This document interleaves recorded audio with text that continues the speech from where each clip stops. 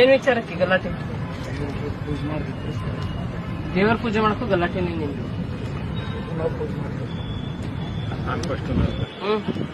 ಅದಕ್ಕೆ ರೂಢಿಸಮ್ ನಿಂದು. 2 ಕೇಸು. ವಾಜಿದ್ ಪೊಲೀಸರ ಜೊತೆ ಜಗಳ ಹೋಟ್ಲಲ್ಲಿ.